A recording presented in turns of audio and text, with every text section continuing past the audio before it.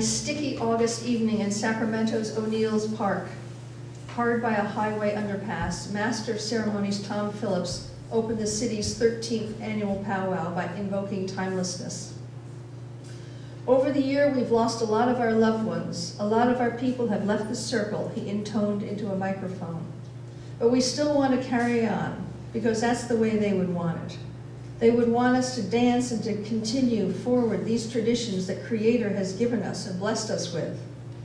Tom, a man of medium height, rounded features, glasses, he was considering LASIK surgery, and a long, thin black ponytail. I realize I have two men tonight with long black ponytails, but they're not the only ones in the book.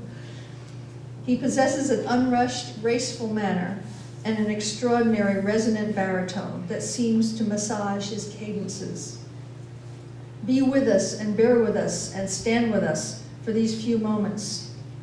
He called upon Wilma Mumon, an elder from California's Ione Band of Miwok Indians, to give a prayer. As she walked to the microphone, Tom raised his voice a fraction to enunciate the expression of acknowledgement and thanks common among California tribes. Aho. Aho, answered some 70 people. Sacramento's powwow is on the small side of a spectrum that tops out at the gargantuan gathering of nations in Albuquerque.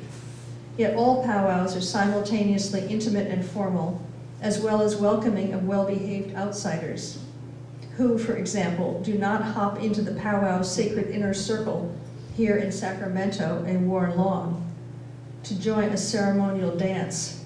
These people who are sometimes called Miss Dances with Daisies, are not welcome.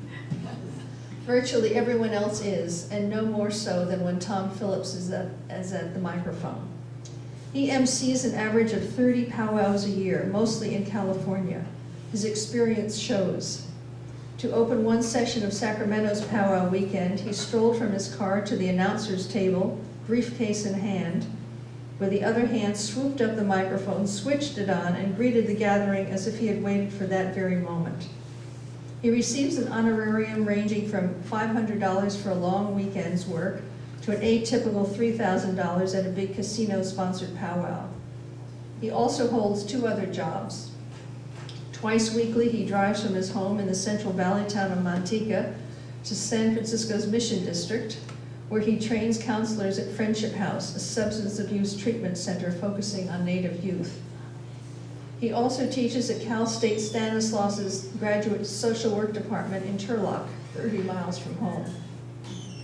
As Sacramento's Friday opening ceremonies unfolded almost lethargically, Tom was enthusiasm himself. Find a good place to sit on the ground. If you didn't bring your chair, throw your blanket out there and enjoy yourself. Relax. Hope you and each and every one of you have a good time tonight. We welcome you, he said, making a point to include dancers, sponsors, vendors, and visitors. Among them were a few Phillips family members, including infant daughter Michaela, nestled in a modern beaded cradle board. It was good to be with Tom's family, but how disappointing the powwow was so small, the attendance so modest, the dances so few. Only 2 of 5 scheduled groups showed up that evening. Tom announced that one no-show had a car accident, another had a death in the family. As he said prayers for them and relayed the updated schedule, I dreamily recalled the first powwow I ever attended. It was on the Kumeyaay Sicuan Reservation in the desert hills of Southern California, a few hundred yards from the tribe's hugely profitable casino, and was one upscale powwow. The sacred inner circle was fresh sod, brilliantly green. The audience sat under roofs of freshly cut willow branches on sturdy wooden supports, not white plastic canopies on metal sticks like here in Sacramento. The Kumeyaay MC and other dignitaries presided from a well-built grandstand. In Sacramento, Tom sat at a folding table. That Friday evening at Kumeyaay, skies over sage-scented hills were dark, blazes of artificial light bright. The contrast a dramatic setting for the unfolding explosion of sound and movement called Grand Entry. First, drum beats pulsed the air, then the tribal chairman, moving his feet slowly to the rhythm and carrying the eagle staff, a symbol of Indian history and culture, entered the inner circle. In chronological second place came the American flag, carried by a solemn color guard of Native veterans. Then, there arrived in single file at least 100 dancers and singers of all ages and numerous tribes, also moving to the drum beat. They entered clockwise, slowly filling the circle with blazes of color and movement.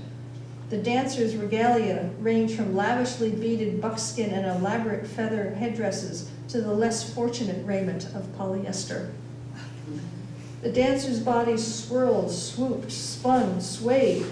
As spectacle alone, the Sicuan Grand Entry was thrilling. Okay, not everyone was thrilled. There were then, as there often are, sleeping babies and bored teenagers. This is like my 1000th powwow this summer.